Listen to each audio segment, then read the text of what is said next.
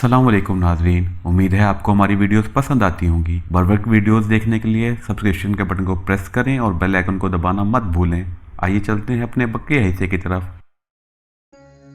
मुझे खतरे की बेमालूम सी बू महसूस हुई, मगर मैंने कोई ख्याल न किया। मुझे ख्याल करना चाहिए था, लेकिन मुझसे भूल हो गई। दुश्मन के घर में बैठकर आदमी को हर लम्हे चौकस रहने की जरूरत होती है। जरा सी गफलत और बेख्याली से मौत के मुंह में ले जा सकती है। लकड़ी के झोंपड़ी नुमा कोठरी के दरवाजे का एक पट खुला। बाहर सर्दी थी, मैं अंदर जाकर बैठ गया। दरवाजे मैंने बंद कर दिया था। सोचने लगा, कमांडो शेरबाद अभी तक क्यों नहीं आया? इसे आ जाना चाहिए था, कहीं किसी मुश्किल में न फंस गया हो।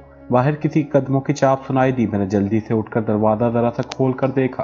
अपना बूढ़ा कश्मीरी मुजाहिद टोकरी में सब तरकारी ले चला आ रहा था। मैंने दरवाजा खोल लिया। शेरबाज खान अभी तक क्यों नहीं आया? मैंने कश्मीरी मुजाहिद से पूछा। इसने कहा, मालूम नहीं, रात कहकर गया था कि सुबह 10-11 बजे तक आ जाऊंगा।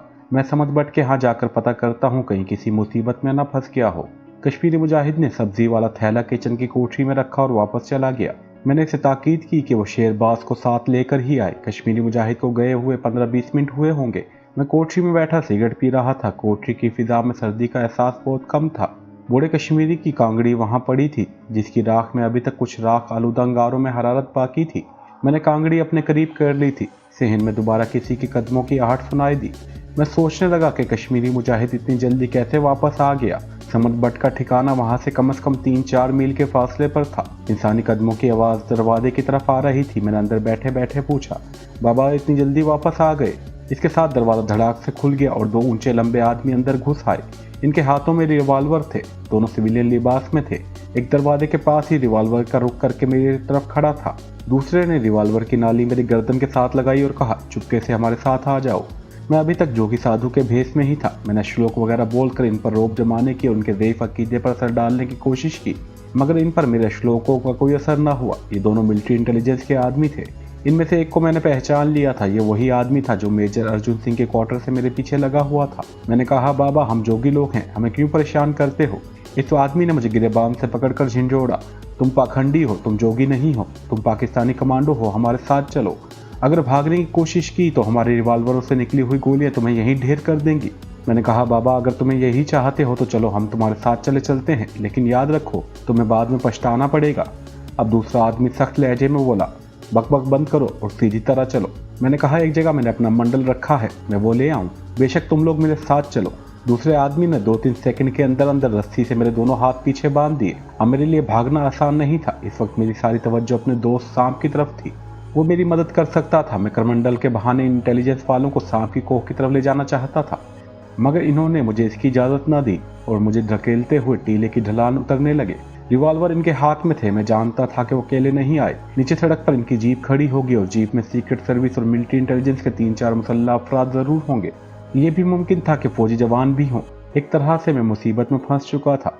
यही वो खतरा था जिसकी बू मैंने फिजा की खामोशी में महसूस की थी, और यही वो अजनबी लोग थे जिनकी बू मेरे दोस्त सांप ने महसूस कर ली थी। और इसने फंकारते हुए एक तरफ गर्दन मोड़ कर देखा था, लेकिन इस वक्त मैं सांप से दूर था और मजीद दूर होता जा रहा था। पहाड़ी के नशेब से उतरने के बाद जब हम बरसाती नाले पर पहुंचे तो मुझे सांप की हल्की सी फंकार सुनाई दी। इस आवाज़ को इंटेलिजेंस वालों ने भी सुना, मगर इन्होंने कोई ख्याल ना किया और मुझे खींचते हुए आगे बढ़ गए। मगर मैंने अपने दोस्त सांप की आवाज़ को पहचान लिया था। जैसे ही हम नाले पर जो लकड़ी का छोटा सा पुल था वहां पहुंचे तो मेरा दोस्त सांप एक झाड़ी में से निकला और मेरी तरफ गर्दन उठाकर देखने लगा। मेरे सिवा सांप को किसी ने नहीं देखा था। मिलिट्री इंटेलिजेंस की कैद में जाने का मुझे एहसास था। मैंने चिल्लाकर कहा, दोस्त मेरी मदद करो। दोनों आदमियों ने मेरी तरफ देखा और कहा, क्या बकबक करता है, खामोश रहकर चलता चल। मैंने सांप की तरफ देखा। सांप बिल्कुल चुपचाप साकत होकर बैठा था, जैसे इसने मेरी मदद करने का इरादा तर्क कर दिया हो। हम सांप से आगे निकल गए। इसके साथ ही एक दहशतनाक आवाज फिजा में गूंज उठी। मैं इस लर्ज़ाखेज आवाज को पहचानता था। इंडियन मिलिट्री इंटेलिजेंस के दोनों आदमियों ने इस दहशतनाक आवाज को सुना तो वहीं रुककर इधर उधर देखने लगे। इनके हाथों में भरे हुए पिस्तौल थे। मेरे हाथ पीछे बंधे हुए थे। मैं जानता था अब क्या होगा। मेरा दोस्त मेरी मदद को पहुंच गया था। इनमें से एक ने कहा, कोई नाग है, यहाँ से जल्दी से निकल चलो, और मुझे धकेलते हुए पहाड़ी ढलान से उतरने लगे। अभी चंद कदम ही चले थे, इनमें से एक आदमी बाएं जानिब झाड़ियों पर गिर पड़ा। दूसरा इसको उठाने के लिए झुका तो वो भी मुंह के बल पहले आदमी पर गिर पड़ा। मुझे मालूम था अब ये दोनों मिलिट्री इंटेलिजेंस वाले क़यामत तक वहां से नहीं उठ सकेंगे। मैं जल्दी से झाड़ी के पास बैठ गया। मैंने दोनों आदमियों की लाशों को हाथ लगाकर देखा। दोनों के जिस्म पत्थर की तरह सख्त हो चुके थे। ये मेरे साथी, मेरे सांप दोस्त का कमाल था। बालिश्त भर का शाम था, मगर खुदा जाने इसके जहर में इतना हलाकत खेज असर कहाँ से पैदा हो गया था कि जिसको डसता था इसका जिस्म इसी वक्त पत्थर की तरह सख्त हो जाता था और इसकी मौत वाकई हो जाती थी। मैंने अपने दोस्त को आवाज़ दी। मेरा दोस्त शाम झाड़ी की शाखों में से निकलकर मेरे सामने आ गया। मैंने आहिस्ता से कहा, दोस्त यहीं बैठे रहना। एक पत्थर टीले की दीवार में से बाहर निकला हुआ था। मैंने इसके साथ पुष्ट लगा दी और इसी रस्सी को पत्थर के साथ रगड़ने लगा जिससे मेरे दोनों हाथ बंधे हुए थे। इस किस्म की तरकीबें हमें ट्रेनिंग कैंप में बहुत सिखाई जाती थी। मुझे 2 मिनट लगे होंगे। पत्थर के तेज किनारे की रगड़ ने रस्सी काट दी। मैंने हाथों को झटक कर रस्सी फेंकी और सांप को उठाकर अपने साधुओं वाले लंबे चोले की साइड वाली जेब में डाल लिया। मैं वहां से पहाड़ी ढलान की तरफ निकल गया था।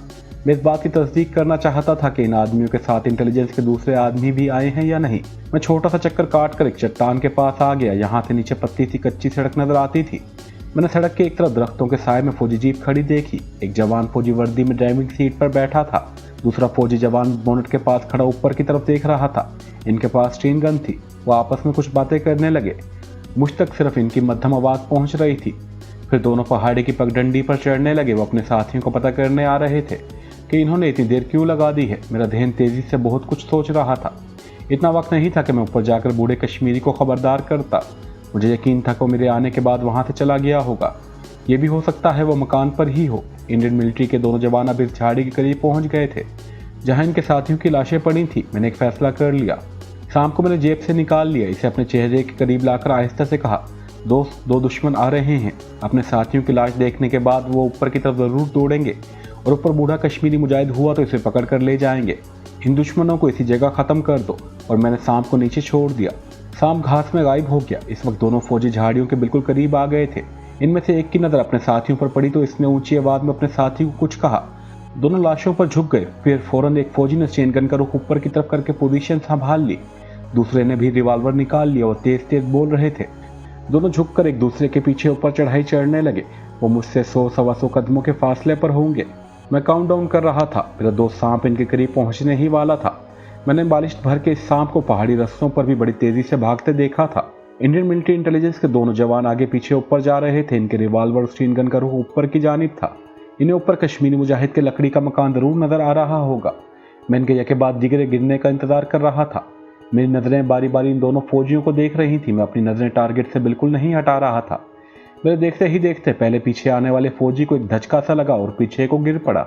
इसे गिरने की आवाज पैदा हुई तो अगले फौजी ने रुक कर पीछे देखा। वो पीछे की तरफ पलट कर दौड़ा।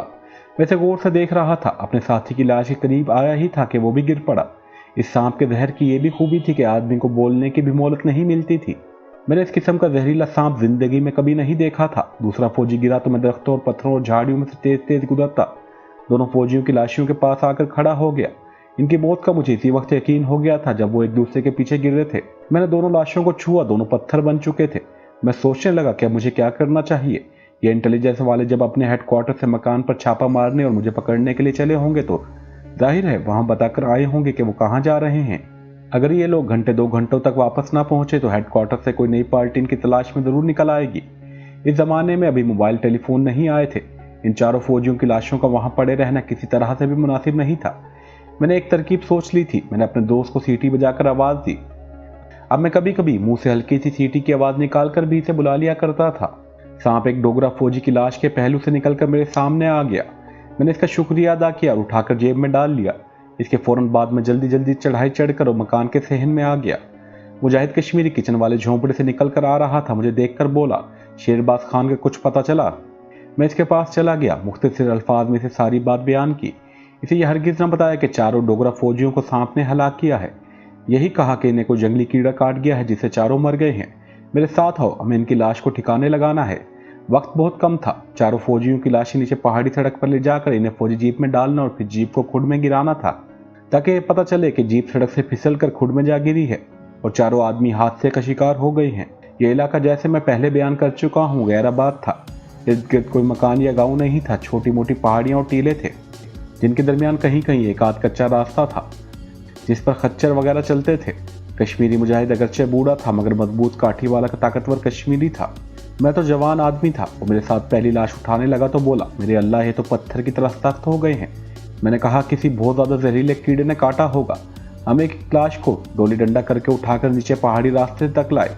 इस काम में हमें काफ़ी वक्त लग गया। इसके बाद चारों लाशों को फौजी जीप में डाला।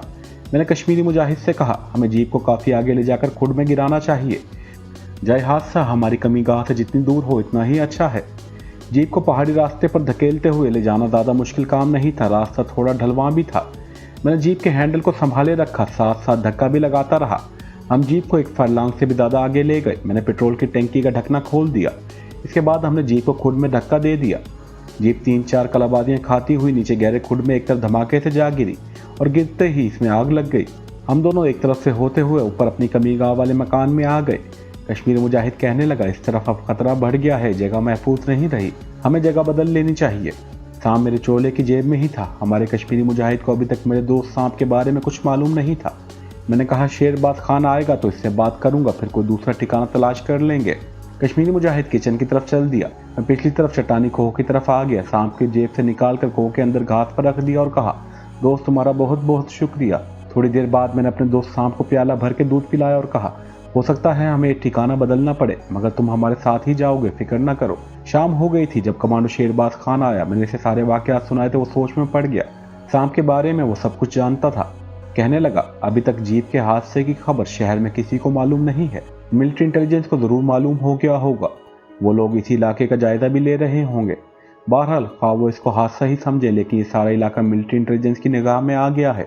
हमें किसी दूसरी जगह चले जाना चाहिए। मैंने कहा, क्या शहर के करीब करीब कोई जगह तुम्हारे जहन में है? इसकी तुम फिक्र न करो, मुझे ये बताओ कि कल का तुम्हारा क्या प्रोग्राम है और खुफिया मिलिट्री प्रोजेक्ट का मिशन हमें कब और किस मकाम से शुरू करना होगा। मैंने इसे कहा, डोगरा मेजर को मैंने अभी अपने जेर सर अपना मोहताज ही रखा हुआ है। मैंने इसे बता दिया है कि आतिशी सांप अभी जिंदा है और जिस वक्त भी इसकी बीवी वर्षा सिंह के जिस्म से मेरे हाथ की बू खत्म होगी, आतिशी सांप इसे हराकर हलाक कर देगा। चुनाचा वो कुदरती तौर पर मेरा दस्ते नगर और मेरा हर हुक्म मानने पर मजबूर है। कल रात को मैं इसके यहाँ जाऊंगा, क्योंकि मैंने इन्हें यही कहा है कि वर्षा के जिस्म में मेरे हाथ का फेरने का असर सिर्फ 3 दिन तक ही रहता है, परसों तीसरा दिन खत्म हो जाएगा। शेरबाज खान कहने लगा, ये बातें तो अपनी जगह पर ठीक हैं, लेकिन सवाल यह है कि हमें अपना कमांडो ऑपरेशन कब और किस तरह शुरू करना होगा। तुमने बताया था कि पहाड़ियों के दरमियान देर जमीन इंडियन आर्मी जो खुफिया प्रोजेक्ट तैयार कर रही है, वहां से मर्दों और औरतों की चीखों की आवाजें भी आती हैं। इससे साफ जाहिर है कि फौजी इंटेलिजेंस ने वहां खुफिया कुबत खाने बनाए हुए हैं, जहां श्रीनगर और इसके इर्द गिर्द के इलाकों से औरतों और खास कश्मीरी हुर्रियत परस्तों को अगवा करके लाया जाता है और इन्हें हदियतें देकर इनसे खुफिया मालूमात हासिल करने की कोशिश की जाती है। सबसे पहले तो हमें इन कश्मीरी मुजाहिदों को वहां से निकालना होगा। इसके साथ ही तुम्हें यह भी मालूमात हासिल करनी होगी कि जेर जमीन मिलिट्री प्रोजेक्ट में और क्या काम हो रहा है। जाहिर है इंडियन आर्मी वहां सिर्फ टॉर्चर सेल बनाने के लिए जेर जमीन खुदाई पर इतना रुपया खर्च नहीं कर रही। मैंने कहा, ये सारी मालूमात मुझे इस खुफिया प्रोजेक्ट का डायरेक्टर जनरल डोगरा फौजी अर्जुन सिंह ही दे सकता है। मैं कल ही इससे ये राज मालूम करने की कोशिश करूंगा। शेरबाज बोला, सिर्फ कोशिश नहीं करनी बल्कि जल्दी से जल्दी इस राज को मालूम करना है और इस बारे में ये भी मालूम करना है कि वहाँ कई बारूदी सुरंगें तो ज़मीन में नहीं दबाई हुई, अगर दबाई हुई हैं तो कौन सा इलाका है। मैंने शेरबाज खान को तसल्ली दी कि मैं डोगरा मेजर से जब तक की सारी मालूमात हासिल नहीं कर लेता, इस वक्त तक मैं इसे अपने हाथ से नहीं निकलने दूंगा और इस फर्जी सांप को हलाक नहीं करूंगा जो मौत बनकर इसके और इसकी बीवी वर्षा के सर पर सवार है। रात का खाना हम दोनों ने इसी पुराने ठिकाने वाले मकान में बैठकर खाया। इस रोज भी सख्त सर्दी पड़ रही थी। हम खाना खा रहे थे कि बाहर बर्फ गिरना शुरू हो गई। श्रीनगर और कश्मीर के दरमियानी नीम मैदानी इलाके में इसी मौसम में बर्फबारी शुरू होती थी। शेरबाज खान उठकर खड़ा हो गया, कहने लगा, मैं जाता हूँ, मुझे किसी दूसरे ठिकाने का बंदोबस्त भी करना है। अगर मैंने कोई इंतजाम कर लिया तो सुबह सुबह आकर तुम्हें ले जाऊंगा। हम यहाँ से जितनी जल्दी निकल जाएं बेहतर है। वो गिरती बर्फ में चला गया। सारी रात बर्फ गिरती रही। शेरबाज खान अभी दिन की रोशनी पूरी तरह नहीं फैली थी कि लंबे गर्म कोट में मलबूस, सर पर चमड़े की टोपी पहने छड़ी हाथ में लिए आ गया और बर्फ में सफेद हो रहा था। इसने अपने कपड़ों पर से बर्फ झाड़ी और बोला, तुम्हें अभी मेरे साथ चलना होगा। मैंने दूसरी जगह का बंदोबस्त कर लिया है। मैं इस वक्त जोगी साधुओं वाले लिबास में नहीं था। इस लिबास को मैंने प्लास्टिक के एक थैले में डाल रखा था। अपने दोस्त सांप को चनार की लकड़ी की बनी हुई छोटी डब्बी में बंद करके साथ ले लिया। जोगियों वाले कपड़े का थैला भी साथ ले लिया। गर्म जैकेट के ऊपर मोम जामे का बना हुआ लंबा रेन कोट या बरसाती पहन ली। सर पर कानों तक बंद ऊनी टोपी पहनी। छड़ी हाथ में लिए शेरबाज खान के साथ पुरानी कमीगाह से निकल पड़ा। दरख्त बर्फ में सफेद हो रहे थे। रात काफी बर्फ गिर चुकी थी। बर्फ अभी काफी नरम थी, सख्त नहीं हुई थी। सख्त बर्फ पर चलना बड़ा खतरनाक होता है और नाड़ी आदमी फिसल कर गिर पड़ता है। एक तो सख्त बर्फ पर फिसलने से चोट बहुत लगती है और दूसरा आदमी गिर पड़े तो इसके लिए उठना मुश्किल हो जाता है जब तक कोई दूसरा आदमी इसे सहारा न दे दे। वो बर्फ से नहीं उठ सकता। उठते उठते दोबारा फिसल जाता है। दरख्तों के नीचे जगहों पर कई जगह बर्फ नहीं थी। हम दरख्तों के नीचे से होकर चले जा रहे थे। टीले से उतरकर हम नीचे मैदानी इलाके में आ गए। कुछ फासले पर श्रीनगर जाने वाली सड़क थी। बर्फबारी की वजह से सड़क बिल्कुल खाली पड़ी थी। किसी किसी वक्त कोई लारी या कोई फौजी गाड़ी गुजर जाती थी। बर्फ गिरना रुक गई थी। बर्फ गिरती रहे तो सर्दी का एहसास ज़्यादा नहीं होता, लेकिन जब बर्फ गिरनी बंद हो जाती है, इसके बाद जो हवा चलती है, तो सर्दी से दांत बजने लगते हैं। हमने बर्फ पर से गुजरकर सड़क पार की और दूसरी तरफ खेतों में आ गए। फसल की कटाई हो चुकी थी और बर्फ की सफ़ेद चादर बिछी हुई थी। मैं आपको ये नहीं बता सकता कि हमारा दूसरा ठिकाना श्रीनगर के करबो जोहार में किस जगह पर था। सिर्फ इतना बताऊंगा, ये ठिकाना ज़मीन दोस्त था, यानी एक मकान के नीचे तहखाने में था। ये मकान किसका था, ये मकान किस जगह वाक़ था, ये बातें मैं जाहिर नहीं कर सकता। वहाँ हमारा दूसरा साथी समर बट भी मौजूद था। दोपहर को कुछ दूसरे कश्मीरी हुर्रियत परस्त मुजाहिद भी हमसे मिलने आ गए। इन सबके चेहरों पर जोश इस्लाम और जहाद कश्मीर का नूर झलक रहा था। रात होने तक वह सब एक एक करके अपने अपने मिशन पर निकल गए। तहखाने में मकबूजा भारतीय फौजियों से छीना हुआ असला भी मौजूद था। ज़रूरत के मुताबिक हुर्रियत परस्त दुश्मन का मुकाबला करने के लिए यहाँ से असला ले जाते थे। मुझे रात के वक्त डोगरा मेजर के घर जाना था, मगर मौसम ख़राब होने की वजह से ना गया। वैसे भी अभी मेजर की बीवी वर्षा सिंह के जिस्म से मेरे हाथों की बू खत्म होने में एक दिन बाकी था। मैं इससे अगले रोज जोगी साधु वाला भेष बदलकर डोगरा मेजर के क्वार्टर की तरफ रवाना हो गया। सर्दी की वजह से मैंने अपने साधु वाले खद्दर के चोले को नीचे पहन लिया था और ऊपर मोटा गर्म लंबा कोट पहन रखा था। सर को खद्दर के मोटे तोली से ढांपा हुआ था। इस तरह सख्त सर्दी से काफी बचा हुआ था। इस रोज बर्फ नहीं गिर रही थी। बर्फ में ढकी हुई सड़क से मुझे एक लारी मिल गई जो श्रीनगर शहर की तरफ जा रही थी। मैं इसमें बैठ गया। कंडक्टर ने मुझसे टिकट बिल्कुल न लिया। जैसा कि मैं आपको बता चुका हूं कि भारत में लारियों, ट्रेनों में जोगियों और नाबीना लोगों से किराया नहीं लिया जाता। मैं खास मकाम पर जाकर लॉरी से उतर गया। यहाँ से एक बर्फ से ढका हुआ रास्ता ऊपर इस टीले की तरफ जाता था, जिसके हक में इंडियन फौजी अफसरों के क्वार्टर्स थे। क्वार्टर्स की ढलवां छतें भी बर्फ में छुपी हुई थी। डोगरा मेजर अर्जुन सिंह के फौजी क्वार्टर के आगे बरामदे में एक नौकरानी पानी से भरा हुआ बर्तन लेकर आई और पानी बाहर फेंक कर जाने लगी तो इसकी नज़र मुझ पर पड़ गई। इसने मुझे पहचान लिया और वहीं बर्तन बरामदे के फर्श पर रखकर हाथ बांधकर प्रणाम करने लगी। वो बोली, पधारिए महाराज, साहब जी तो अभी दफ्तर गए हैं, बीबी जी घर पर ही हैं। मैं इसके साथ ड्राइंग रूम में आकर बैठ गया। ड्राइंग रूम में आतिशदान लगा हुआ था, इसमें आग जल रही थी। फिजा खूब गर्म थी। मैंने टोपी और कोट उतार कर एक तरफ रख दिया और लखरंजन का नारा लगाया। इतने में मेजर की बीवी वर्षा हाथ बांधे कमरे में दाखिल हुई और मेरे पांव छूकर वहीं बैठ गई। महाराज, आपकी राह तकते तकते मेरी आंखें थक गई थी। भगवान ने बड़ी कृपा की कि आपके दर्शन हो गए। महाराज, आज तीसरा दिन है। शाम तक मेरे जिस्म से आपके पवित्र हाथ की खुशबू खत्म हो जाएगी। मुझ पर दया करें और मेरे जिस्म पर हाथ फेर दें ताकि मैं अपनी सांप से महफूज हो जाऊं। मैंने हंसकर इसके कांधे को आहिस्ता से थपथपाया और कहा, वर्षा रानी है, पहले हमें कॉफ़ी पिलाओ, फिर हम तुमसे बात करेंगे। ये बताओ अर्जुन सिंह, तुम्हारी पतिदेव कहाँ है? मुझे नौकरानी की ज़बानी मालूम हो गया था कि वो मिलिट्री इंटेलिजेंस के हेडक्वार्टर में गया हुआ है, लेकिन वर्षा रानी से पूछना भी ज़रूरी था। वो बोली, महाराज, वो तो अभी थोड़ी देर पहले ऑफिस गए हैं, मैं अभी फ़ोन करके बुला लेती हूँ। वो उठने लगी तो मैंने इसको बाजू से पकड़कर वहीं बिठा दिया। नहीं नहीं वर्षा रानी, अभी हमें तुम्हारी पति की ज़रूरत नहीं है। अभी हम सिर्फ तुमसे कुछ बातें करना चाहते हैं, मगर पहले हमारे लिए कॉफ़ी मंगवाओ जल्दी से। वर्षा ने वहीं से नौकरानी को आवाज़ देकर कहा, जल्दी से कॉफ़ी और मिठाई लेकर आओ। फिर वो हाथ बांध कर कहने लगी, महाराज, आज का दिन तो अग्निशाम मुझे डसने नहीं आएगा ना। मैंने इसके लंबे रेशमी बालों पर हाथ फेर कर कहा, पाल के तुम क्यों परेशान होती हो? हम जो तुम्हारे साथ हैं, जब तक हम तुम्हारे साथ हैं तुम्हें कुछ चिंता नहीं करनी चाहिए। उठो और हमारे साथ सोफे पर बैठ जाओ। वर्षा रानी कालीन पर से उठकर मेरे बिल्कुल साथ लगकर सोफे पर बैठ गई। ये लोग जोगियों सन्यासियों के पास बैठने और उनके जिस्म के साथ अपने जिस्म लगाने को मायूब नहीं समझते, बल्कि हिंदुओं का यह अकीदा भी है कि अगर किसी जोगी सन्यासी के जिस्म के साथ अपना जिस्म लग जाए तो इनके सारे गुनाह झड़ जाते हैं। चुनाचा वर्षा रानी ने अपने जिस्म मेरे जिस्म के साथ इस तरह से लगा रखा था कि मुझे इसके जिस्म की नरमी और गर्माहट साफ महसूस हो रही थी।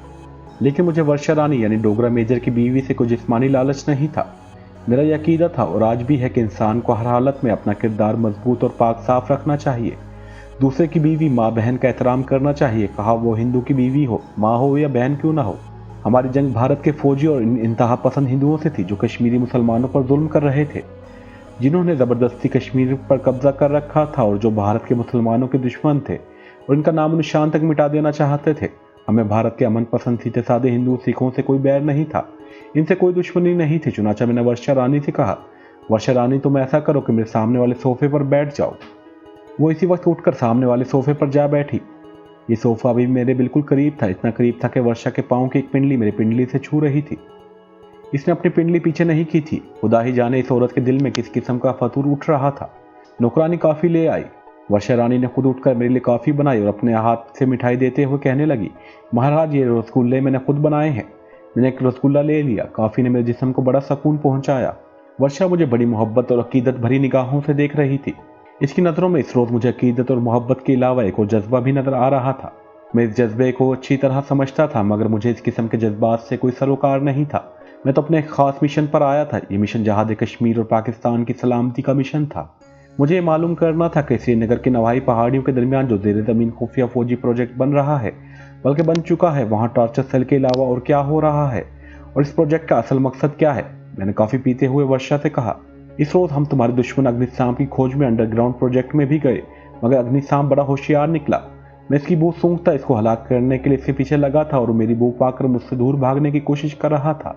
वर्षा कहने लगी, महाराज ये यमदूत अग्निनाग कब तक मेरा पीछा करता रहेगा? महाराज मुझे इसका खौफ लगा रहता है, रात को नींद भी नहीं आती। मैंने इसे तसल्ली देते हुए कहा, तुम चिंता न करो वर्षा रानी, मैं बहुत जल्द अग्निसाम को मारकर इसकी लाश के टुकड़े तुम्हारे सामने ले आऊंगा। वर्षा रानी खुश होकर बोली, महाराज वो शुभ दिन कब आएगा? महाराज मैं आपकी हर किस्म की सेवा करने को तैयार हूँ। आप जो हुक्म करेंगे मैं वैसा ही करूँगे। आप मुझे आजमा कर तो देखें। मैंने इसकी मायने खेज पेशकश सुनी अनसुनी करते हुए कहा, वर्षा मैंने इस रोज ये महसूस किया है कि अग्निसाम इन पहाड़ियों की तरफ ज्यादा रहता है। अब भी वो वहीं कहीं छुपा हुआ होगा जहां हमारी फौज जमीन के अंदर सुरंग बना रही है, तहखाने बना रही है। क्या वहां कोई माल गोदाम बनाए जा रहे हैं? वर्षा ने दरवाजे की तरफ देखा जो बंद था, फिर मेरे करीब आकर बोली, महाराज आप किसी को तो नहीं बताएंगे ना? मैं चौकस हो गया। मैंने बज़ाहिर बड़ी बेनियाजी से कहा, बालके अरे हमारे मन में तो देवताओं के राज छुपे हैं, हम किसी को तुम्हारी बात भला क्यों बताएंगे? तुम जो कहना चाहती हो बिला झिझक कहो। वर्षा पर इस रोज मुझे ज़्यादा से ज़्यादा खुश करने और अपने करीब लाने और मेरी खुशनुदी हासिल करने का भूत सवार था। कहने लगी, महाराज हमारे फौजी ज़मीन के अंदर सुरंग में जहरीली गैस भरकर बम बना रहे हैं। अर्जुन कहते हैं कि ये बम इतने खतरनाक होंगे कि सिर्फ 4 बम पूरे आज़ाद कश्मीर के लोगों की मौत की नींद सुला सकेंगे। महाराज मेरे पति को इसका पाप तो नहीं लगेगा? वो तो भारत की सरकार के कहने पर यह बम बनाने की निगरानी कर रहे हैं।